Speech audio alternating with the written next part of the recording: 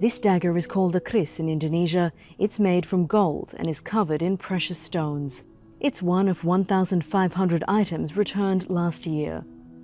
For more than 300 years, Dutch colonizers occupied what is now Indonesia. They stole thousands of precious cultural and religious artifacts and took them to the Netherlands.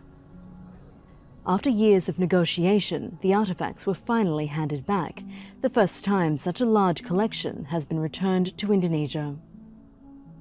It includes this shield, used by the Dayak people in Kalimantan hundreds of years ago, decorated with the hair of their enemies.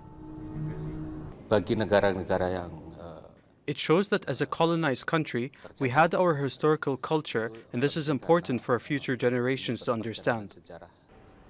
Getting these items back took 6 years of planning, and putting them on display was delayed due to the outbreak of COVID-19. The Dutch government offered to return more than 12,000 artifacts in total, but Indonesian authorities chose to select only a small percentage of them. Indonesian historians say some items should remain in the Netherlands so that Indonesian culture can be experienced there too. But there are also financial reasons. We don't want the museum to become a warehouse by taking items which are not important. It would just add to our maintenance costs because all artifacts need special care. This manuscript, for example, contains instructions for protecting against witchcraft. It needs to be stored at 25 degrees so that it isn't damaged by humidity. There are thousands of Indonesian artifacts still in Dutch museums, and authorities hope to eventually bring more of them home. But it's a long and complicated process, and historians say they'll need to carefully curate items that are returned. Those of great interest are the ones that reveal more about the country's past.